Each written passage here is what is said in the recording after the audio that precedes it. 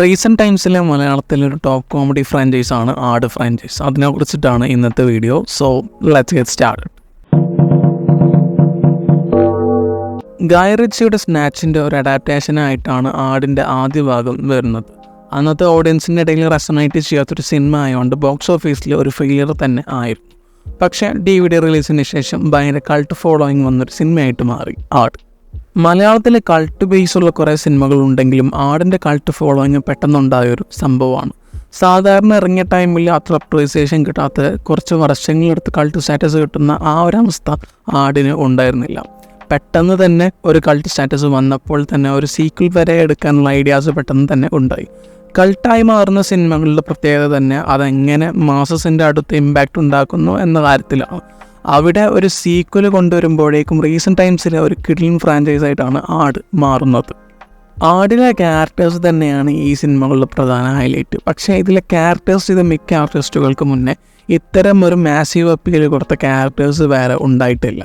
ജയസൂര്യയുടെ ഷാജി പപ്പൻ, വിജയ് ബാബുവിൻ്റെ സർബത്ത് Shameer, വിനായകൻ്റെ dude, ധർമ്മജൻ്റെ captain Cletus, ഇങ്ങനെ ഒരു ആക്ടറിൻ്റെ മുകളിലോട്ട് ഇതിലെ ക്യാരക്ടേഴ്സ് കയറി പോകുന്നൊരു സിനാരിയോ ഈ സിനിമകൾ സൃഷ്ടിച്ചിട്ടുണ്ട്. പോരാത്തതിന് ഓരോ സ്പെസിഫിക് ക്യാരക്ടേഴ്സിനും സ്പെഷ്യൽ ബാക്ക്ഗ്രൗണ്ട് സ്കോറും ഇതൊക്കെ പ്ലേസ് ചെയ്യുമ്പോഴേക്കും ഈ ക്യാരക്ടേഴ്സിന് ഭയങ്കരമായൊരു എക്സ്പോഷർ വരുന്നുണ്ട്.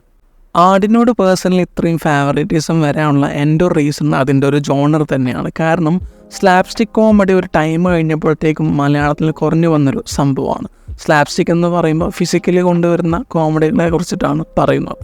ഇപ്പോൾ ഇത്തരം ട്രീറ്റ്മെൻറ്റിൽ വരുന്ന സിനിമകൾ അങ്ങനെ വരാറില്ല. എൻ്റെ ഒരു ഒപ്പീനിയനിൽ സ്ലാപ്സ്റ്റിക്ക് ചെയ്യുന്നത് കുറച്ച് ടഫാണ്.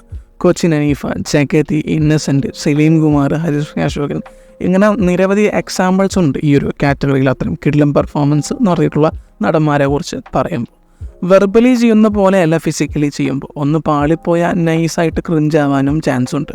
പക്ഷേ ഈ ഒരു കാര്യത്തിൽ ആടിൻ്റെ ട്രീറ്റ്മെൻറ്റ് എനിക്ക് ഭയങ്കര ഇഷ്ടമാണ്. എനിക്ക് തോന്നുന്നു ഞാൻ ലാസ്റ്റ് അങ്ങനെ കണ്ട് എൻജോയ് ചെയ്തൊരു മലയാളം സ്ലാപ്സ്റ്റിക് കോമഡി ഫിലിം ഒരു പക്ഷേ ആട് 2 തന്നെ ആവും. റീസെൻറ്റ് ടൈംസിലെ മോളിവുഡിൻ്റെ ഒരു സ്വഭാവം വെച്ച് വലിയ സ്റ്റാർസില്ലാത്ത സിനിമകൾ വരെ ഭയങ്കരമായിട്ട് ബോക്സ് ഓഫീസിൽ ബിസിനസ് ഉണ്ടാകുന്നൊരു സിനാരിയോ ഉണ്ട്. അന്നേരം എല്ലാം ശരിയായിട്ട് വരികയാണെങ്കിൽ ഐ വുഡ് സേ ആട് 3ക്ക് ഭയങ്കരമായ പൊട്ടൻഷ്യൽ എന്തായാലും ഉണ്ടാവും. കാരണം നേരത്തെ പറഞ്ഞ പോലെ കൾട്ട് സ്റ്റാറ്റസ് എന്ന് പറയുന്ന ആ ഒരു ലാബിൽ തന്നെയാണ് ഈ ഫ്രാഞ്ചൈസ് എപ്പോഴും പോകുന്നത്. അപ്പോൾ ഇങ്ങനൊരു സിനിമ വരുന്ന സമയത്ത് അതൊരു പ്രധാന ഫാക്ടറായിട്ട് അവിടെ എക്സിസ്റ്റ് ചെയ്യും.